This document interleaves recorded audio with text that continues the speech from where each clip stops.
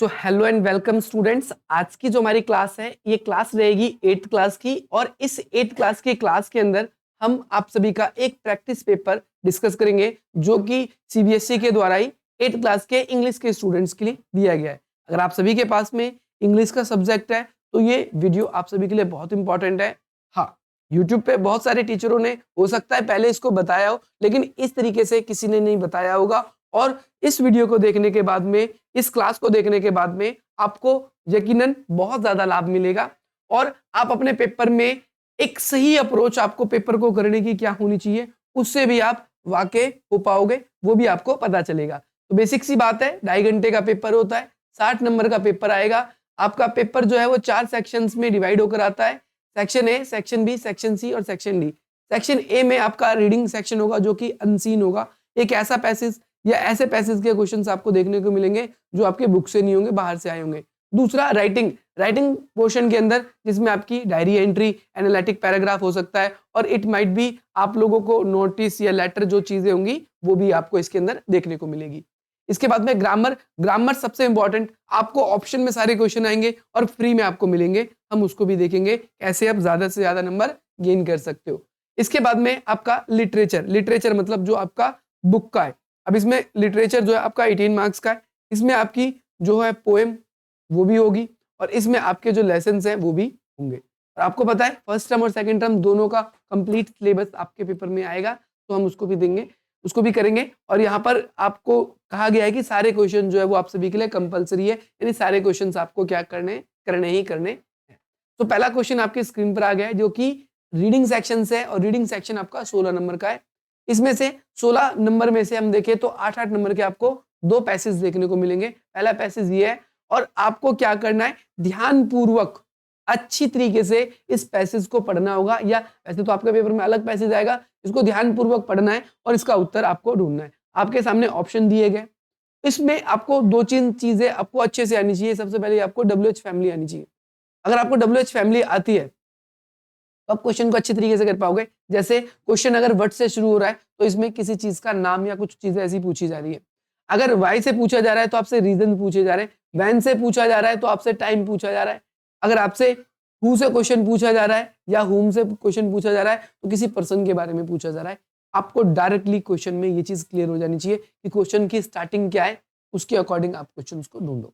जैसे पहले क्वेश्चन में आप इसको अच्छी तरीके से पहले इसको पढ़ना, और इसको पढ़ने के बाद में आपको इसके आंसर्स ढूंढने होंगे और इसके आंसर्स लिखने होंगे। जो जरूरी बात थी मैंने अभी आपको बता दी। अब अकॉर्डिंग टू द क्वेश्चन आपको ढूंढना होगा। कहता है पहला क्वेश्चन, इसमें what was the name of old, जो है आपके ओल्ड कपल्स होते हैं उनके डॉग का नाम क्या था। अगर आप देखोगे तो उस ओल्ड कपल का जो नाम था वो क्या था, आपका मुको था। तो ये इसका राइट आंसर हो जाएगा पहला। तो आपको अच्छी तरीके से इसको पढ़ना होगा। सेकंड क्वेश्चन अगर हम देखें तो सेकंड क्वेश्चन में पूछा गया है कि what was the material was dogs cushion, यानी जो जो तकिया बनाया गया था डॉग का वो किसका बना था। तो आपको ये उत्तर देना। देखो क्वेश्चन ऑफ क्या लिखा हुआ है, ब्लू क्रैप। तो ये इसका आंसर हो जाएगा। ये आपको इसी में सारे आंसर मिलेंगे, आपको बस अच्छे तरीके से उसको पढ़ना होगा। अच्छे से जब आप पढ़ोगे तो इसका आंसर लिख पाओगे। अगला क्वेश्चन आपसे पूछा गया है, how did the old man treat the white hero that follow him. तो इस वाले क्वेश्चन का जो आंसर है वो यहां पर आप लोगों के लिए डायरेक्टली दिया गया है कि वो क्या फॉलो करता था। कहता है क्वेश्चन के अंदर, देखो ऑप्शन के अकॉर्डिंग देखो, इसमें कहता है how did the old man treat the white, आपका हीरोन दैट फॉलोड हिम, जो उसको फॉलो करता था उसके साथ कैसा ट्रीट करता था वो कोई ऑप्शन में कहता है he screwed it away. Screwed it away का मतलब उसे भगा देता था, उसे इग्नोर कर देता था। या फिर आपका he fed it by turning up, उसे कुछ वो खिलाता था, फैड करता था जब उसके पीछे पीछे जाता था, या फिर उसे चेज करता था, उसका पीछा करता था। इसका ऑप्शन देखो अब यहाँ पर लिखा हुआ है कि every day the dog followed him to work, work तक फॉलो करता था। नेवर वंस हार्म, यानी कभी उसको नुकसान नहीं पहुंचाता था। दैट क्या कहते हैं, walked into the footstep of the old man, pick up the आपका वर्म्स। इसका आंसर क्या हो जाएगा, इसका उसको क्या करता था, फॉलो करता था, उसको चेज करता था। और इसके आगे भी देख लेते हैं। अब इसमें डायरेक्टली लिख देना, उसको चेज चेज इट ऑफ तो मत करना, आप यही कर देना, इसको आंसर सी कर देना इसका आंसर। तो इस तरीके से उसमें से ढूंढ के आपको थोड़ा बहुत पढ़ना होगा। अगर नहीं भी आपको आंसर मिलता तो आप उसमें से मिलता जुलता वर्ड, अगर जैसा आप हमेशा ही करते हो, करके जरूर आना, छोड़ के नहीं आना। छोड़ के आओगे एक भी नंबर नहीं मिलेगा। अगर आपको नहीं भी आ रहा, अगर आप करके आओगे तो एटलीस्ट कम से कम क्या पता ठीक ही चला जाए। छोड़ के आओगे तो कोई मार्क्स नहीं मिलेंगे, तो छोड़ना तो बिल्कुल बेवकूफ़ी है।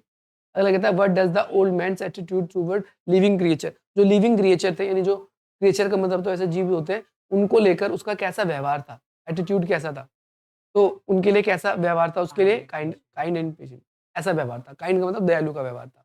अगला क्वेश्चन कहता है what did the old man do every day. क्या करता था रोज वो, क्या करता था, कुक्ड मील एट होम, घर पे खाना बनाता था, मार्केट जाता था, या फिर आपका वर्क एज अ कारपेंटर, या फिर work in the rice field. तो वो कहाँ कर वर्क करता था, राइस फील्ड में वो वर्क करता था। ठीक है, अब अगला क्वेश्चन जो है आपका, यहाँ पर एक आपको क्या दिया गया, एक चार्ट दिया गया, या आपको जो भी फिगर दिया गया है, अब इससे रिलेटेड नीचे क्वेश्चन पूछे गए। कहता है क्वेश्चन ध्यान से पढ़ना है, और इसमें कितने करने हैं ये भी लिखा है, केवल 4 करने हैं तो 4 ही करने हैं, और ऊपर वाले में आपको अच्छे से पढ़ना है कितने करने। कहता है on the basis of information, यानी जो इन्फॉर्मेशन इसमें दी गई है इस पोस्टर में, इसके आंसर जो क्वेश्चन नीचे पूछे गए वो आपको आंसर देने हैं। जैसे पहले क्वेश्चन में पूछा गया है what is the main message of the poster. इस पैसेज को पढ़ के क्या मैसेज मिलता है, don't fear crabs, eat the right ones. अब यहाँ पर मेन इसका मैसेज क्या है, don't fear crabs, eat the right ones, यानी आपको क्या है, खाने को लेकर आपके मन में कोई गलत धारणा नहीं होनी चाहिए। ऐसी चीजें खाओ जो आपके बॉडी को क्या करे, हेल्थ को जो फायदा पहुंचाए। तो ये इसमें हो गया। अगला क्वेश्चन में कहता है what percentage of the total calories should be come from the carbohydrates as suggested by the poster.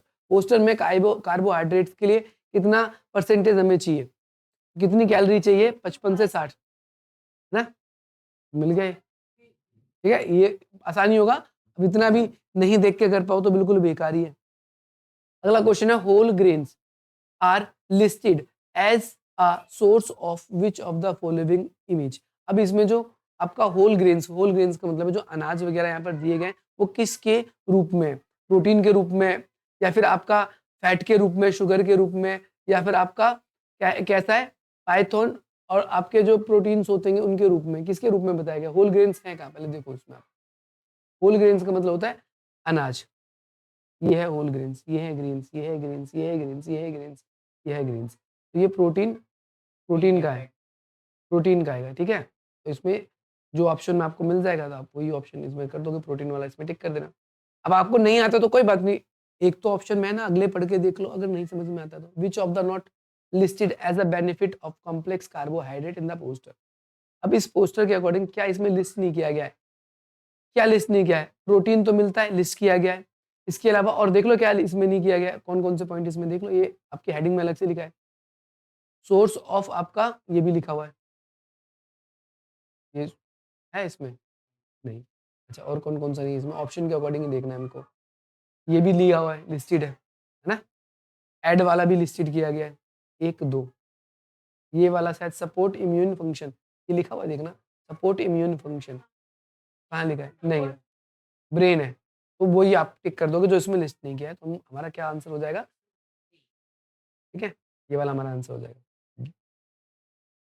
अगला विच वर्ड इज क्या कहता है opposite from the given, complex. Complex का मतलब होता है जटिल, मुश्किल, डिफिकल्ट। अब इसका क्या हो जाएगा, कॉम्प्लेक्स का सिंपल हो जाएगा। ठीक है, अपोजिट बताना है, अपोजिट का मतलब उल्टा होता है शब्द, अपोजिट। अब सेक्शन बी जो है आपका स्टार्ट हो रहा है, इसमें आपको राइटिंग सेक्शन करना है। ये 12 नंबर का है, मुश्किल नहीं है, मुश्किल नहीं है, छोड़ के नहीं आना, ये याद रखना है। अब इसमें आपको एक पाई चार्ट दिया गया है। अब इस पाई चार्ट को अच्छे तरीके से देखिए आप। अब इसमें पाई चार्ट के अंदर क्या है कि भाई 120 शब्दों में आपको कुछ लिखना है। यहाँ पर मैं आपको बताऊंगा कि कैसे लिखना है, बट आपको पेपर में एक अलग से भी मैं वीडियो बनाऊंगा, तब आपके पेपर में जैसे थोड़ी की पाई चार्ट ही आएगा, बार ग्राफ भी आ सकता है, एक बार नॉर्मल ग्राफ भी आ सकता है।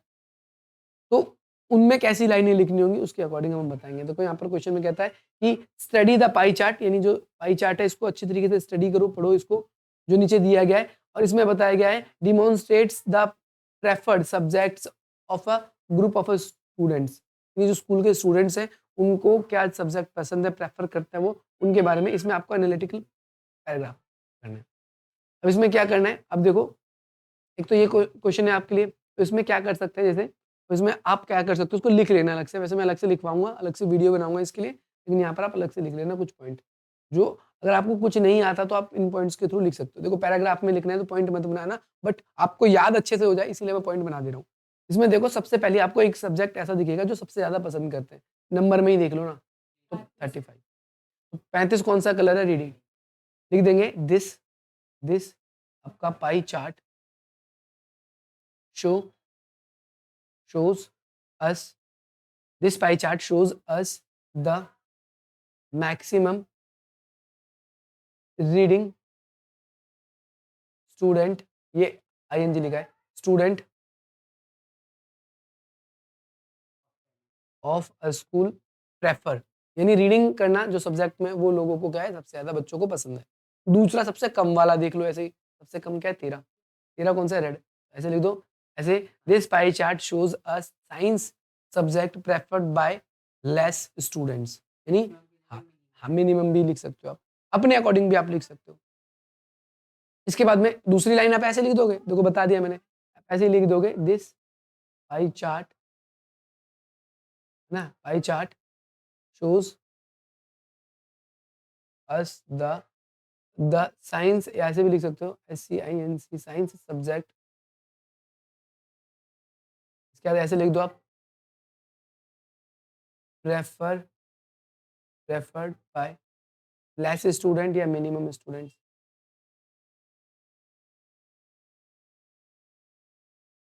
स्टूडेंट्स, क्लियर है।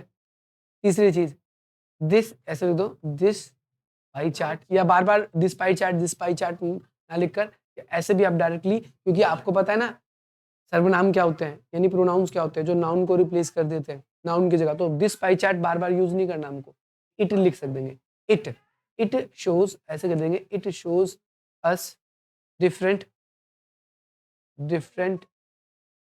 सब्जेक्ट्स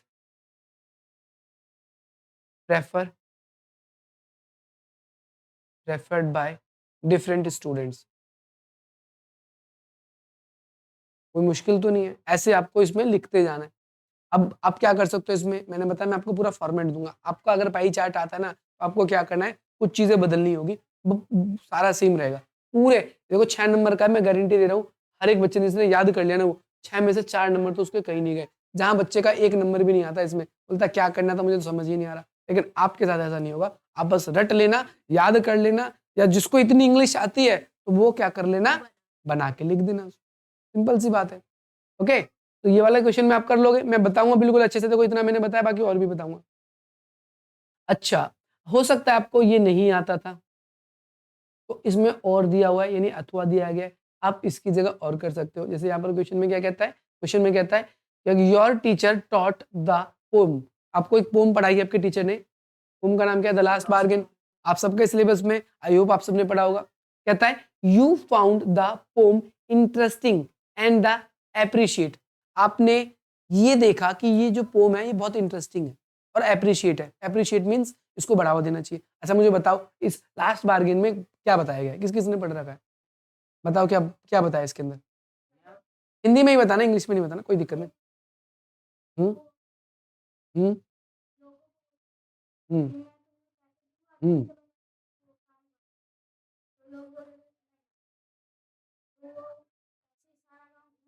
हम्म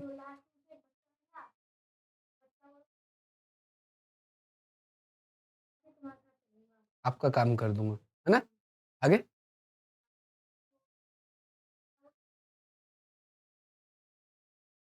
उसके बाद नहीं पता, कोई बात नहीं, वेरी गुड, और कोई बताएगा, पढ़ाई नहीं है, ये तो शर्म की बात है, वो रोज स्कूल जाते हो, तुम लोगों को पता ही नहीं है लास्ट बार्गेन में क्या बताया गया, बताओ, तुमने भी तो पढ़ा, इसके आगे बताओ ना इन्होंने जैसे बताया,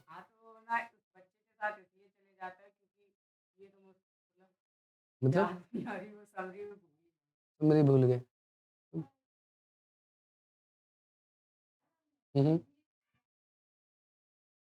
डिफरेंट डिफरेंट आदमी आते हैं उसके पास अपना काम लेकर, आगे। हम्म हम्म हम्म, बस हाँ, बेसिकली इस चैप्टर में दिखाया गया है कि लोग पैसे के लिए आपका काम कर देते हैं, परंतु वो व्यक्ति या वो जो बच्चा होता है वो क्या करता है, बिना पैसे के उसका काम करने के लिए तैयार हो जाता है। ठीक है, तो डीलिंग नहीं होती, इसमें बार्गेनिंग नहीं होती। ठीक है, तो यहाँ पर हाँ बोलो। अच्छा, एक चीज इंपॉर्टेंट है, यहाँ पर सिनोनिम नहीं, अपोजिट नहीं लिखा है, ऑप्शन लिखा है, और सिनोनिम का मतलब होता है पर्यायवाची, सेम मीनिंग। तो ये सेम मीनिंग तो नहीं है, डिफरेंट मीनिंग है ना, तो सेम मीनिंग इसका क्या हो जाएगा, सी, ये हो जाएगा आपका। याद रखना, ये थोड़ा सा गलत हो गया था तो इसको मैंने यहाँ पर आपको ठीक बता दिया। तो ये लास्ट बार्गेन पे फिर से आ जाते हैं हम। जो लास्ट बार्गेन है, लास्ट बार्गेन में इसमें आपको डायरी एंट्री करनी है। तो डायरी एंट्री कैसे होती है इसके बारे में मैं अलग से ही आपको डायरी एंट्री, कई सारी डायरी एंट्री मैं आपको करवाऊंगा, एटलीस्ट कम से कम 5-7 कराऊंगा एक ही वीडियो में, ताकि अगर कोई भी आ जाए तो आराम से आप उसको क्या कर सकते हो, कोई दिक्कत आपको नहीं होगी। आगे देखो, अगला क्वेश्चन में आपको क्या करना है, क्वेश्चन नंबर 4 में, क्वेश्चन नंबर 4 में आपको क्या करना है, तो डायरी एंट्री में आपको कराऊंगा, टाइम वाली भी कैसी होती है, बिना टाइम वाली भी कैसी होती है, मैं सारी चीजें कराऊंगा, परेशान ना होना। आगे क्वेश्चन में कहता है कि यू आर, आपका लड़के हो तो आप क्या लिखोगे, दक्ष नाम लिखोगे, लड़की हो तो आपका दीक्षा नाम लिखोगे।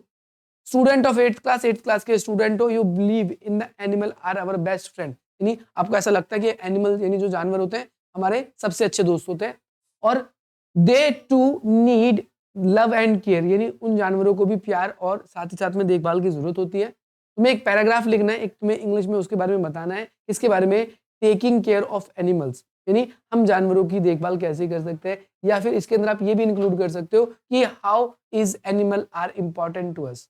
तो ये हम आपको अलग से कराएंगे, बहुत अच्छे से कराएंगे, क्योंकि पेपर को समझ रहे हैं अभी, तो पेपर का नेचर समझो। आपके पेपर में आपको एक बात और समझना है कि भाई कोई भी एक पैराग्राफ लिखने के लिए आ सकता है, और वैसे ज्यादा मुश्किल तो नहीं आएगा, टॉपिक मुश्किल नहीं है, और डायरी एंट्री भी आ रही है तो वो भी आपकी चैप्टर से रिलेटेड ही है। अब देखो, या तो इसका आ गया, किसी और का आ जाएगा, चैप्टर से रिलेटेड ही आएगा डायरी एंट्री जब आएगी तो। अब ग्रामर में, ग्रामर का थोड़ा सा अच्छे से समझ लो, और ग्रामर के लिए अलग से भी वीडियो बनाएंगे हम, इसमें हम आपको अलग अलग चीजें बताएंगे। देखो 4 नंबर का है और कोई 4 करना है जो आपको आता है। क्या लिखा हुआ है, Rita dash been waiting for the bus for last 1 hour. अब देखो, अब यहाँ पर क्या कह रहा है, पिछले 1 घंटे से वेट कर रही है। अब यहाँ पर वेट कर रही है या कर रही थी। अब यहाँ पर आप देखो, अगर एक तरीके से मैं देखूं तो यहाँ पर आप ये हेड भी लगा सकते, देखो लास्ट की बात हो रही है, पिछले 1 घंटे से वेट कर रही थी, तो यहाँ पर हेड आना चाहिए, बट यहाँ पर आप हैज भी लगाओगे तो भी चल जाएगा दोनों, बट मेरे हिसाब से हेड होना चाहिए, ये ध्यान रखना है।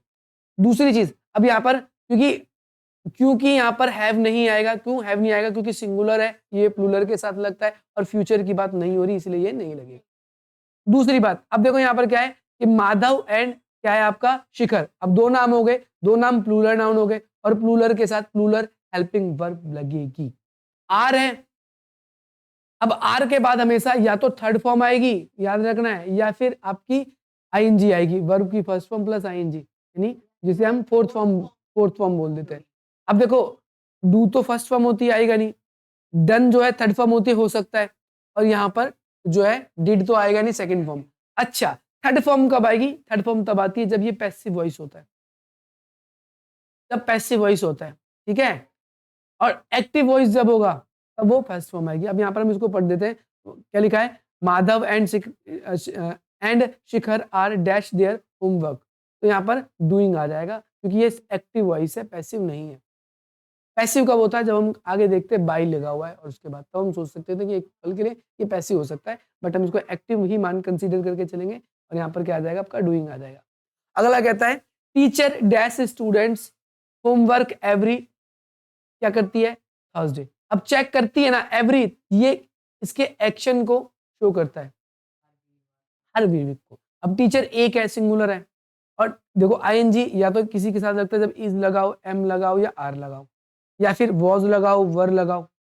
अब इसके आगे तो कुछ है नहीं, ये तो लगेगा नहीं, कट गया।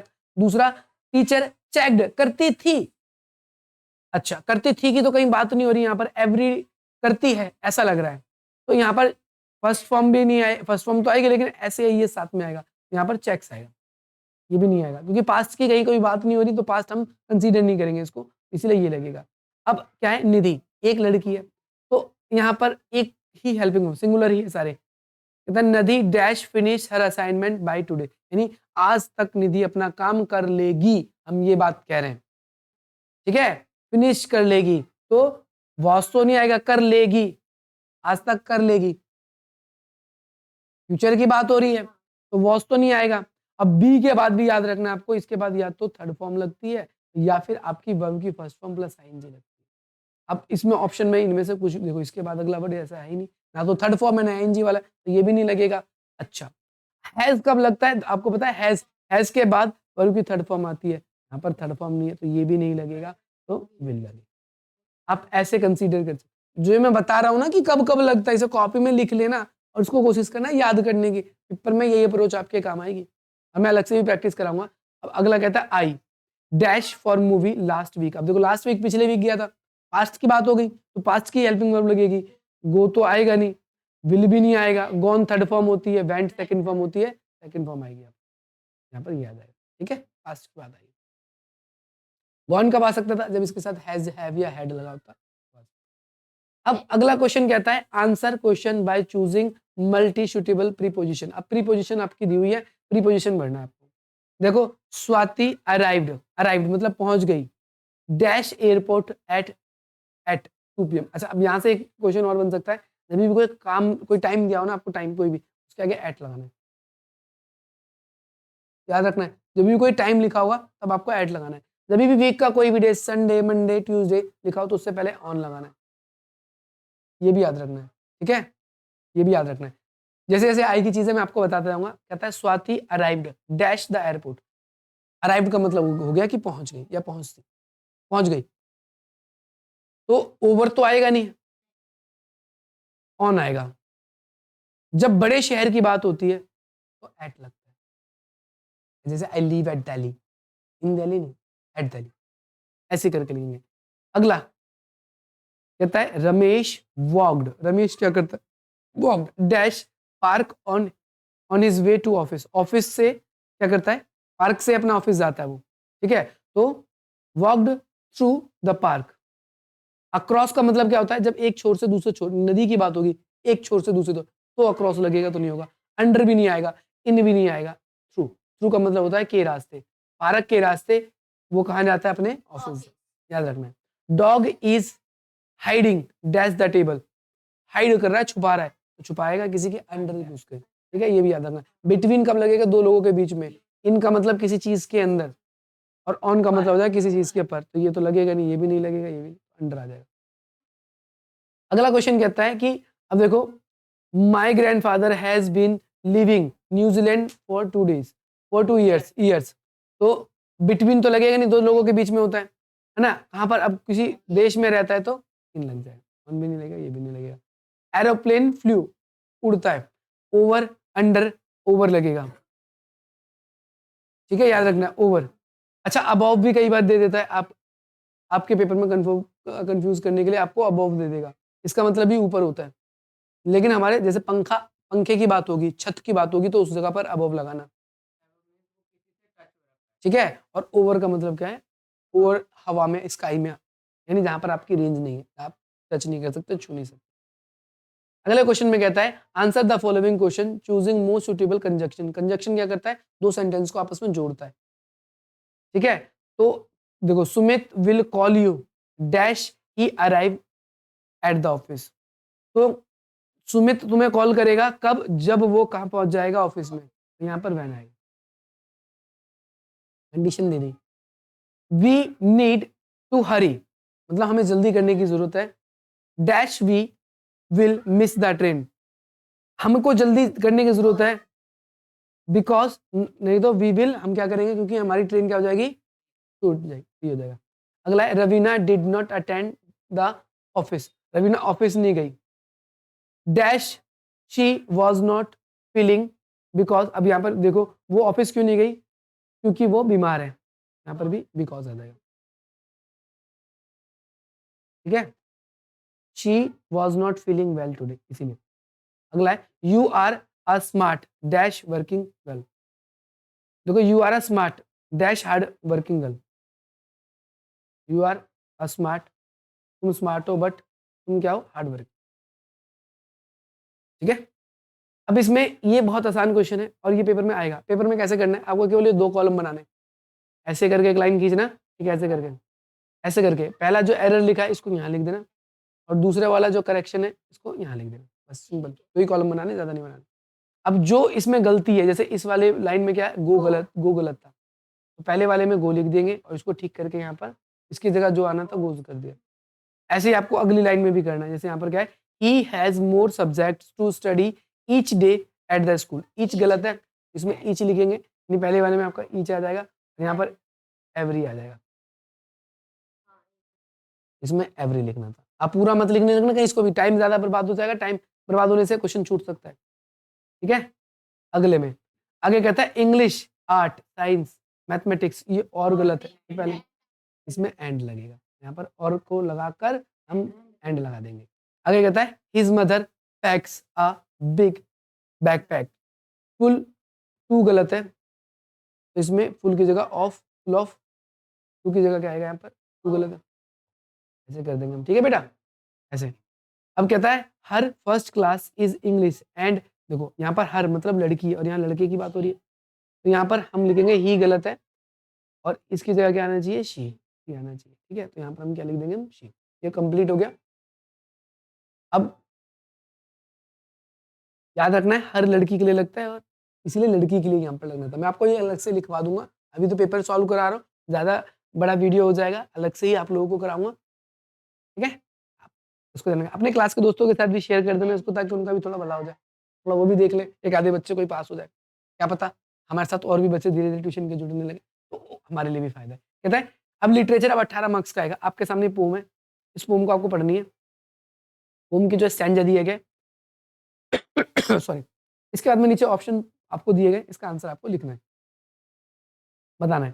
कहता है what was clear when the jet reach 10,000 feet. अब 10,000 फीट पर क्या होता है, क्या क्लियर हो जाता है, ऑप्शन में देखो, the size of the cities, the reason for the cities near rivers, इसके बाद में the height of the mountains, the direction of winds. क्या क्या डिफरेंट हो जाती है इसमें, देखो कौन सा ऑप्शन है, दूसरा, दूसरा टिक कर देना। ऐसे कहता है according to the stanza land and water did not play significant role attracting people to the certain location, true और फॉल्स। ये सही है या गलत है, तो इसमें कहता है कि जो इस लाइनों को पढ़ा आपने, पढ़ने के बाद में आपको बताना है कि क्या जमीन और जो पानी है did not play significance, significance का मतलब है, सिग्निफिकेंस का मतलब परपेक्टिकुलर कोई रोल लोगों को आपस में अट्रैक्ट करने का रोल प्ले करता है कि नहीं, यार बिल्कुल करता है। लोग देखो नदियों के पास जाना चाहते हैं नहाने के लिए, लोग जमीन अच्छी, अगर कहीं पर अच्छा कोई लोकेशन अच्छा होता है, अच्छा व्यू होता है, तो लोग वहां पर रुकते हैं, फोटो खींचते हैं, रहना भी पसंद करते हैं। तो ये तो अट्रैक्ट करता है, ट्रू है, लेकिन फॉल्स नहीं है, ये गलत है, गलत बात है। आगे कहता है how how did the speaker describe the connecting between geography and human statement. कहता है as random, as clearly defined, as confusing, as the mysterious and unknown. अब इसको आपने पढ़ा है, तो इसको पढ़ने के बाद में बताया गया है इसमें कुछ, ऐसे देख लो, इसमें नहीं देता है तो हम कह सकते हैं क्लियरली डिफाइंड होता है इसमें। ठीक है, अब इसको भी फिर पढ़ना है आपको, इसके आंसर आपको यहाँ पर देने, जोडिस फाउंड चैप्टर से आपसे। ठीक है, हो सकता है दोबारा से भी आ जाए, एक बार तो ऐसा हुआ था आधा पेपर ही बच्चों का सेम टू सेम आ गया था, कई बार नहीं भी आता है। ये एक सैंपल होता है ताकि आप अपने पेपर को अच्छी तरीके से समझ सको। इसमें जोड़ी का कैसा एक्सप्रेशंस बताया गया, इसमें बताना है शेविंग, है ना, हिरन को बचाता है, ये हो जाएगा इसका। अब इसमें ट्रू और फॉल्स बताना है। Jody express concern that he does might still be out there hungry and आपका स्केयर्ड, क्या वो डरा हुआ था, क्या वो भूखा था। ठीक है, तो ये बात सही है या गलत, तो ट्रू है, तो बिल्कुल ट्रू है। कहता है Jordi ask his father if he, क्या कहता है, recollect the dash and the form, क्या आपने इसके बारे में बात करता है, जॉडी इसके बारे में बात करता है। ठीक है, तो यहाँ पर आप इसमें से वैसे तो तुम कर दोगे ढूंढ कर, ठीक है, अब उसको कर देना, ये आ जाएगा ना। ठीक है, तो इसमें तो ढूंढ के ऐसे ही देख के लिख दोगे, इतनी तेज तो चील की निगाहें हैं ही तुम्हारे। अब इसमें क्वेश्चन के आंसर लिखने हैं, तो ये क्वेश्चन के आंसर मैं अलग से आप लोगों को समझाऊंगा। आप ये क्वेश्चन के आंसर अभी देख लो, ये क्वेश्चन पूछा गया है इस चैप्टर से, ये इस चैप्टर से और ये इस चैप्टर से। इसमें से कोई आपको 4 करने हैं, 3-3 नंबर के, बाकी जितने भी इंपॉर्टेंट क्वेश्चन होंगे वो मैं आपको अलग से कराऊंगा, ठीक है, अलग से कराऊंगा। ये पेपर था आप लोगों का, अधिक से अधिक मित्रों तक शेयर कर देना, अपने ग्रुप में भी शेयर कर देना।